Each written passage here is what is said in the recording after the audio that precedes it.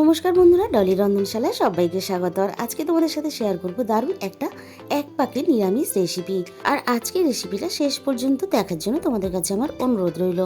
আর এই রান্নার জন্য আমি একটা ছোট কুমড়ো নিয়েছি। আর তোমরা দেখতেই পেলে কুমড়োর মুখ থেকে কিন্তু এখনো ফুলটাও পড়েনি। আর এরকম কচি কুমড়ো খেতে কিন্তু খুবই ভালো লাগে। আর যেহেতু এই কুমড়োটা অনেকটাই ছোট আর কচি, তাই কিন্তু এখানে আমি কুমড়োর খোসাটা আমি বাদ দিলাম না। আমি কুমড়োর খোসাটা সমেতই রান্না করব। কুমড়োর খোসা সমেত রান্না করলে এই কুমড়ো খেতে খুবই ভালো লাগে। আর এখানে আমি কুমড়োটা এইভাবে বড় বড় ডুমো ডুমো টুকরো করে কেটে নিলাম।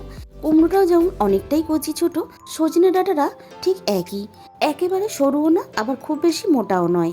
এখানে আমি সজনে ডাঁটাটা এইভাবে টুকরো করে কেটে নিয়ে আমি যতটা খোসা উঠবে এইভাবে আমি অল্প অল্প করে খোসা ছাড়িয়ে ফেলবো। আর এরকম না সরু না মোটা, এরকম সজনে ডাঁটা খেতে খুবই ভালো লাগে। আর এই ডাঁটা পুরোটা ছাড়ালে কিন্তু আর কিছুই তাহলে পাওয়া যাবে না। ডাঁটাগুলো আমার কাটা রেডি হয়ে গেল।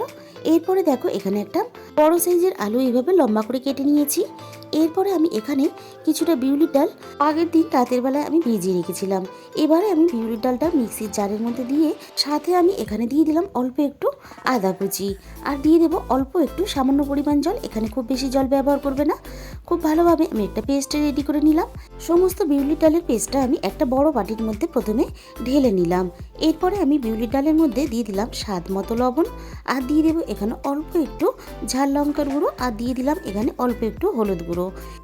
এবার সব কিছু মশলার সাথে আমি বিউলির ডালটাকে খুব ভালোভাবে হাত দিয়ে মিনিট 10 সময় ধরে আমি একটু ফেটিয়ে নেব। আর খুব ভালোভাবে ফেটিয়ে নিলে বিউলি ডালের বড়ার ভিতরগুলো খুব সুন্দর নরম হয়, আর সুন্দর করে ঝোলগুলোও ঢুকে যায়। ডালটা আমার খুব ভালোভাবে ফেটানো রেডি হয়ে গেছে। এরপর কড়াই খুব ভালোভাবে গরম করে নিয়ে আমি এখানে প্রয়োজন মতো সর্ষের তেল দিয়ে তেলটাকে খুব ভালোভাবে গরম করে কড়াইয়ের চারদিকে আমি একটু ছড়িয়ে দিলাম। এই ডালের বড়াগুলো ভাজার সময় অবশ্যই তেলটা খুব ভালোভাবে গরম করে নেবে, তা না হলে তেলের মধ্যে বড়াগুলো দিলে কড়াইয়ের মধ্যে আটকে যাবে। আর বড়াগুলো কিন্তু দেওয়ার সাথে সাথেই উল্টাতে যাবে না, তাহলে একেবারেই ঘেটে যাবে। আর বড়াগুলো একটা সাইড হয়ে গেলেই কিন্তু তোমরা বুঝতে পারবে, দেখো বড়ার উপরটা শক্ত হয়ে গেছে আর উপরটা একটা জালি ভাব চলে এসেছে। এইভাবে বিউলির ডালের বড়া ভাজলে শুধু মুখেও খেতে খুবই ভালো লাগে। বড়াগুলো আমি দুটো সাইডই দেখো উল্টে পাল্টে লাল লাল করে খুব সুন্দর করে ভেজে নিয়েছি। এবার বড়াগুলো আমি কড়াই থেকে তুলে নেব। আর এই বড়াগুলো ভাজতে খুব বেশি তেলেরও প্রয়োজন হয় না। আমি বাকি বড়াগুলো ঠিক একইভাবে তেলের মধ্যে দিয়ে ভেজে নেব। আর বন্ধুরা, তোমরা হয়তো মুসুর ডাল বা ছোলার ডাল বা মটর ডালের অনেক রকমের বড়া ভেজে তরকারি দিয়ে রান্না করে খেয়ে দেখেছো। একবার এইভাবে বিউলির ডালের বড়া বানিয়ে রান্না করে খেয়ে দেখো, এর স্বাদ কিন্তু সম্পূর্ণ আলাদা হয়। সমস্ত বড়াগুলো আমার ভাজা রেডি হয়ে গেল।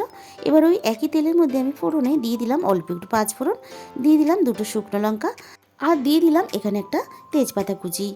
ফোড়নটাকে আমি কয়েক সেকেন্ডের জন্য ভেজে নেব। ফোড়ন থেকে যখন সুন্দর গন্ধ বেরিয়ে এসেছে, তখন আমি কেটে রাখা আলুগুলো তেলের মধ্যে দিয়ে দিলাম।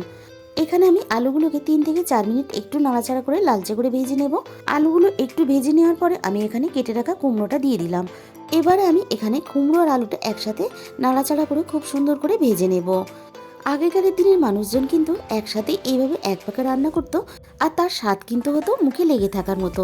কুমড়ো আলুটা ভেজে নেওয়ার পরে এখানে একটা ছোট সাইজের টমেটো কুচি দিয়ে দিলাম, আর সাথে কেটে রাখা ডাঁটাগুলো দিয়ে দিলাম স্বাদ মতো লবণ। এবারে সমস্ত সবজি আমি খুব ভালোভাবে আবারও নাড়াচাড়া করে ভেজে নেব। এই এক পাকে রান্নাটা কিন্তু আমার ঠাকুমার থেকে শেখা।